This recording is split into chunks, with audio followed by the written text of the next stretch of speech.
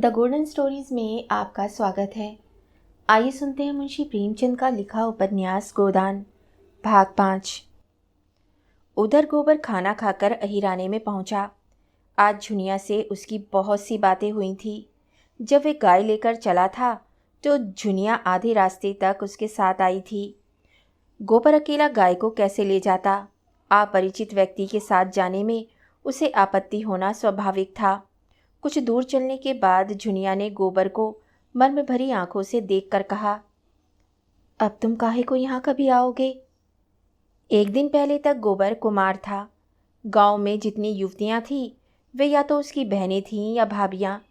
बहनों से तो कोई छेड़छाड़ हो ही क्या सकती थी। भाभियाँ अलबत्ता कभी कभी उससे ठिठोली किया करती थी, लेकिन वे केवल सरल विनोद होता था। उनकी दृष्टि में अभी उसके यौवन में केवल फूल लगे थे। जब तक वे फल ना लग जाए उस पर ढेली फेंकना व्यर्थ की बात थी। और किसी ओर से प्रोत्साहन ना पाकर उसका कौमार्य उसके गले से चिपटा हुआ था। झुनिया का वंचित मन, जिसे भाभियों के व्यंग्य और हास विलास ने और भी लोलुप बना दिया था, उसके कौमार्य ही पर ललचा उठा। और उस कुमार में भी पत्ता खड़कते ही किसी सोए हुए शिकारी जानवर की तरह यौवन जाग उठा।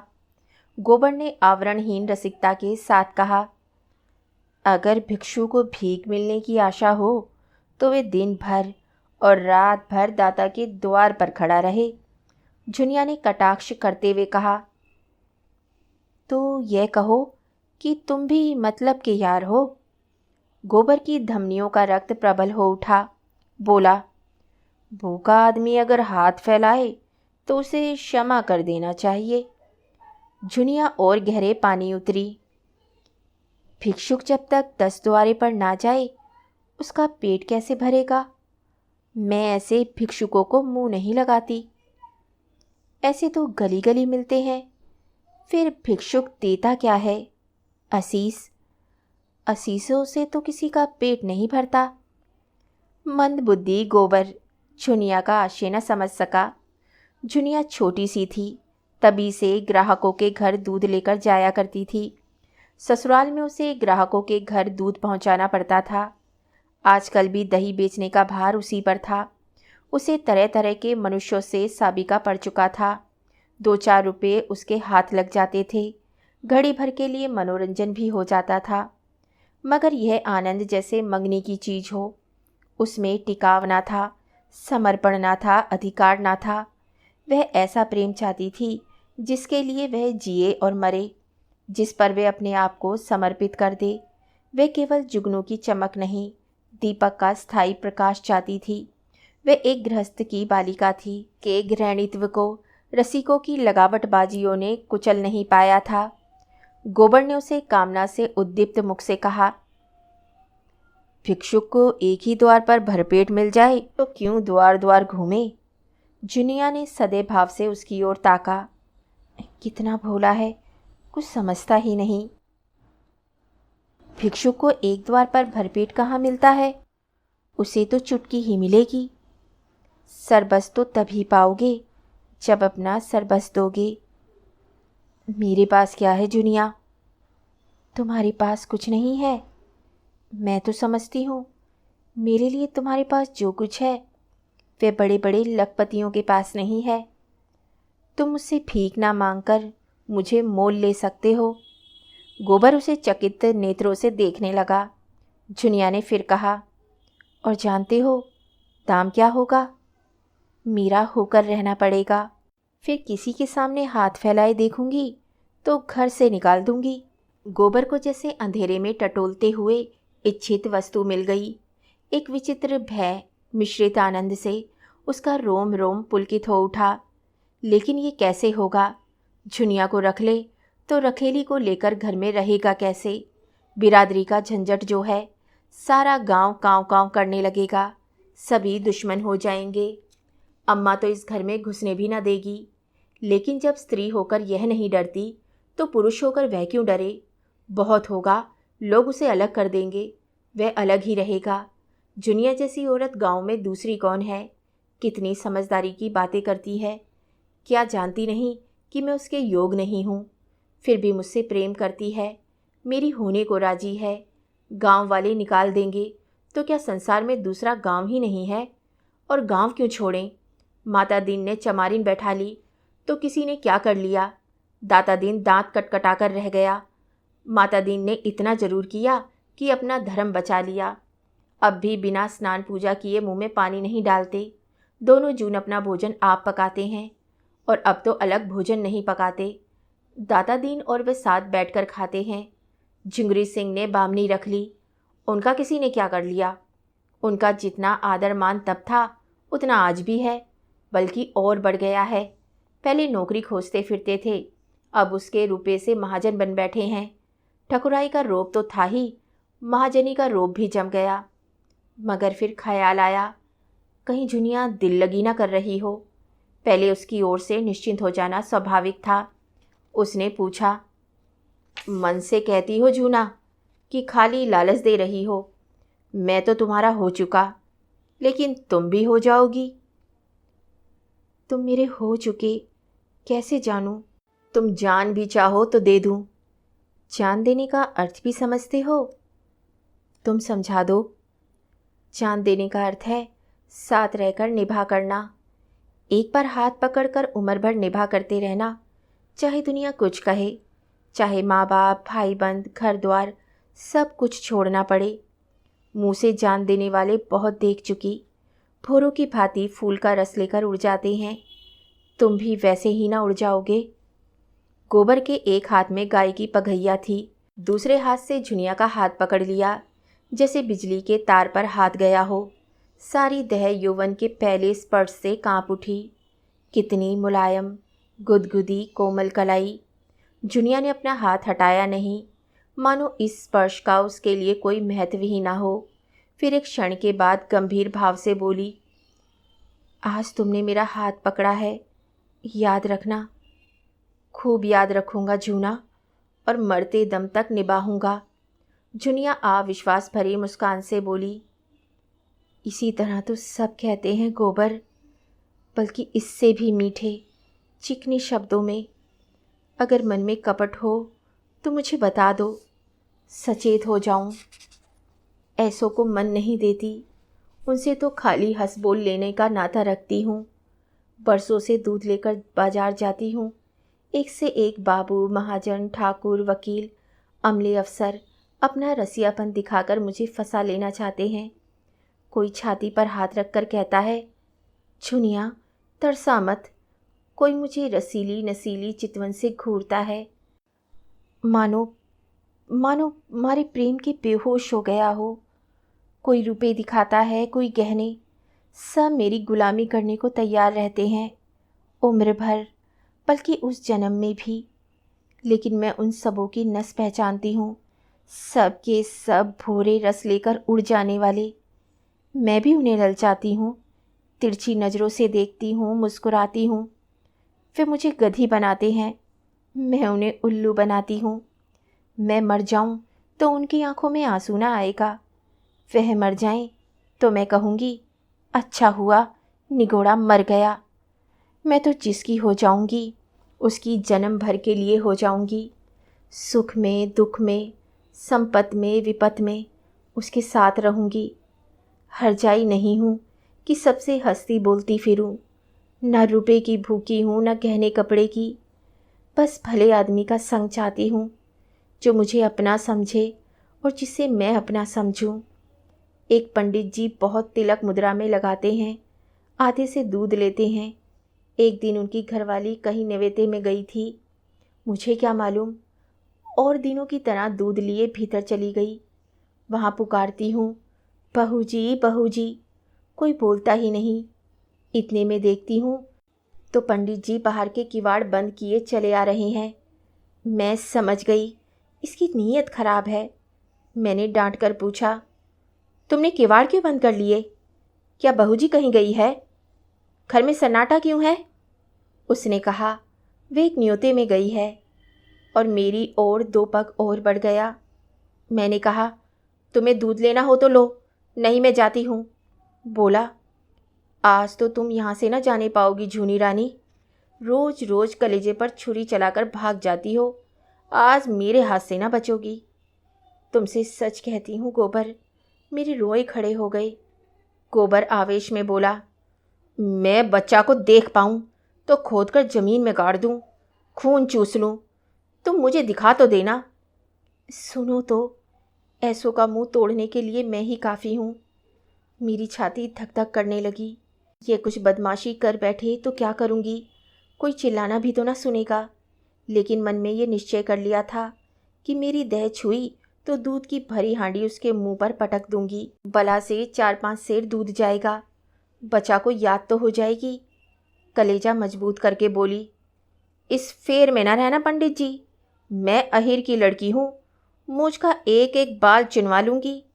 यही लिखा है तुम्हारी पोथी पत्री में कि दूसरों की बहू बेटी को अपने घर में बंद करके बेइज्जत करो, इसीलिए तिलक मुद्रा का जाल बिछाए बैठे हो।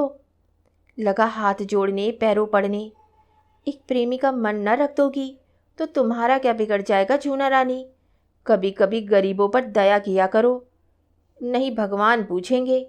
मैंने तुम्हें इतना रूप धन दिया था, तुमने उससे एक ब्राह्मण का उपकार भी ना किया, तो क्या जवाब दोगी।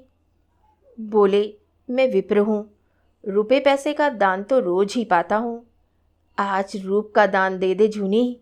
मैंने तो यूं ही उसका मन रखने के लिए कह दिया, मैं 50 रुपये लूँगी।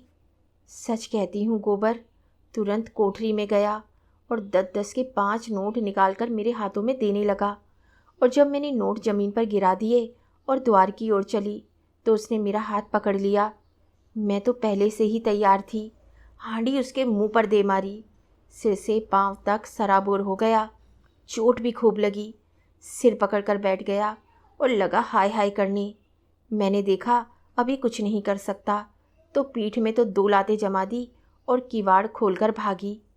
गोबर ठट्टा मारकर बोला, बहुत अच्छा किया तुमने, दूध से नहा गया होगा, तिलक मुद्रा भी धुल गई होगी, मूछें भी क्यों ना उखाड़ ली। दूसरे दिन मैं फिर उसके घर गई। उसकी घरवाली आ गई थी, अपने बैठक में सिर में पट्टी बांधे पड़ा था। मैंने कहा, कहो तो तुम्हारी कल की करतूत खोल दूं पंडित जी। लगा हाथ जोड़ने। मैंने कहा, अच्छा थूक कर चाटो तो छोड़ दूं। सिर जमीन पर रगड़ कर कहने लगा, अब मेरी इज्जत तुम्हारे हाथ है जूना, यही समझ लो कि पंडिताइन मुझे जीता ना छोड़ेगी। मुझे भी उस पर दया आ गई। गोबर को उसकी दया बुरी लगी। यह तुमने क्या किया, उसकी औरत से जाकर कह क्यों ना दिया, जूतों से पीटती। ऐसे पाखंडियों पर दया ना करनी चाहिए। तुम मुझे कल उनकी सूरत दिखा दो, फिर देखना कैसी मरम्मत करता हूँ। जुनिया ने उसके अर्धविकसित यौवन को देखकर कहा, तुम उसे ना पाओगे, खासा देव है, मुफ्त का माल उड़ाता है कि नहीं। गोबर अपने यौवन का ये तिरस्कार कैसे सहता, डींग मारकर बोला, मोटे होने से क्या होता है, यहाँ फौलाद की हड्डियाँ हैं, 300 दंड मारता हूँ रोज, दूध घी नहीं मिलता, नहीं अब तक सीना यों यों निकल आया होता। यह कहकर उसने छाती फैलाकर दिखाई। जुनिया ने आश्वस्त आंखों से देखा। अच्छा अच्छा, कभी दिखा दूंगी, लेकिन यहाँ तो सभी एक से हैं, तुम किस किस की मरम्मत करोगे।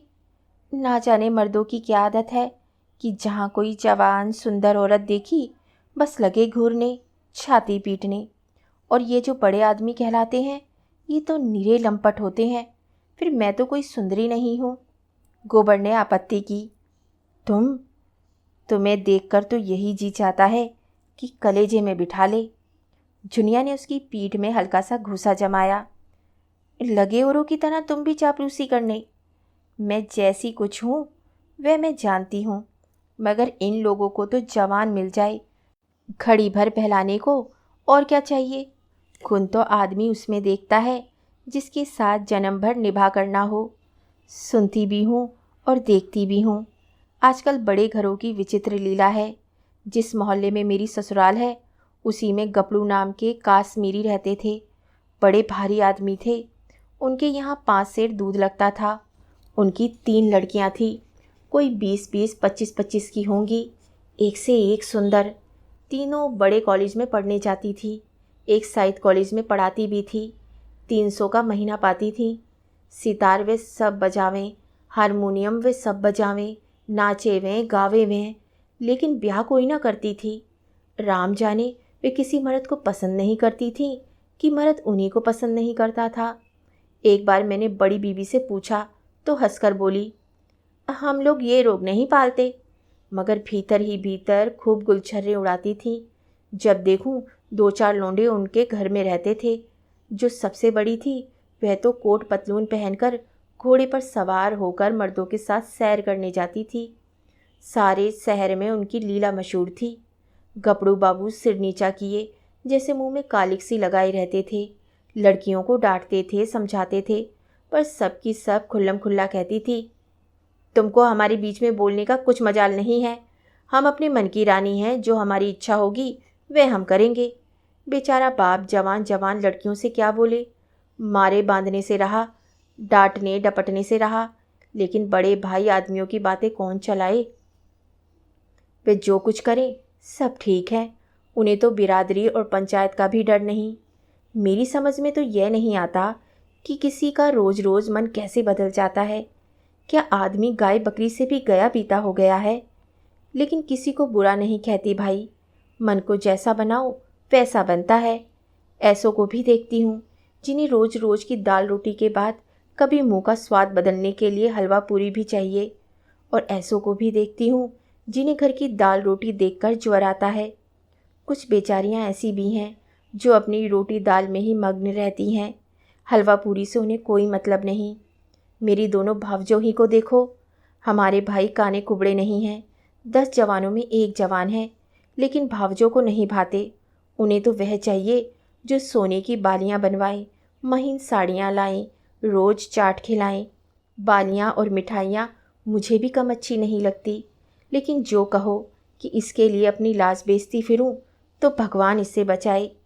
एक के साथ मोटा झोटा खा पहनकर उम्र काट देना, बस अपना तो यही राग है। बहुत करके तो मर्द ही औरतों को बिगाड़ते हैं। जब मर्द इधर उधर ताक झाक करेगा तो औरत भी आंख लड़ाएगी। मर्द का हरजाईपन औरत को भी उतना ही बुरा लगता है जितना औरत का मर्द को। यही समझ लो।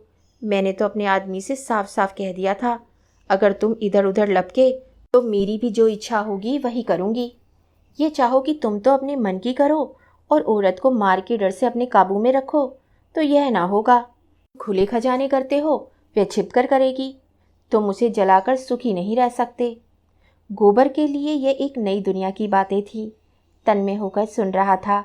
कभी कभी तो आप ही आप उसके पांव रुक जाते, कभी सचेत होकर चलने लगता। जुनिया ने पहले अपने रूप से मोहित किया था। आज उसने अपने ज्ञान और अनुभव से भरी बातों और अपने सतीत्व के बखान से मुग्ध कर लिया। ऐसे रूप गुण ज्ञान की आगरी उसे मिल जाए तो धन्य भाग। फिर वे क्यों पंचायत और बिरादरी से डरे। जुनिया ने जब देख लिया कि उसका रंग गहरा जम गया तो छाती पर हाथ रखकर जीभ दांत से काटती हुई बोली, अरे यह तो तुम्हारा गांव आ गया। तुम भी बड़े बुरे हो, मुझसे कहा भी नहीं कि लौट जाओ। यह कहकर वे लौट पड़ी। गोबर ने आग्रह करके कहा, ए जुनिया, एक क्षण के लिए मेरे घर क्यों नहीं चले चलती। अम्मा भी तो देख ले। जुनिया ने लज्जा से आंखें चुराकर कहा, तुम्हारे घर यूँ न जाऊंगी। मुझे तो यही अचरज होता है कि मैं इतनी दूर कैसे आ गई। अच्छा बताओ, अब कब आओगे? रात भर मेरे द्वार पर अच्छी संगत होगी, चले आना, मैं पिछवाड़े मिलूंगी। और जो ना मिली तो लौट जाना। तो फिर मैं ना आऊँगा। आना पड़ेगा, नहीं कहे देती हूँ। तुम भी वचन दो कि मिलोगी। मैं वचन नहीं देती। तो मैं भी नहीं आता। मेरी बला से। जुनिया अंगूठा दिखाकर चल दी। प्रथम मिलन में ही दोनों एक दूसरे पर अपना अपना अधिकार जमा चुके थे। जुनिया जानती थी वह आएगा, कैसे ना आएगा। गोबर जानता था वह मिलेगी, कैसे ना मिलेगी। जब वह अकेला गाय को हाँकता हुआ चला तो ऐसा लगता था मानो स्वर्ग से गिर पड़ा है। आगे की कहानी सुनिए अगले भाग में। तब तक के लिए धन्यवाद।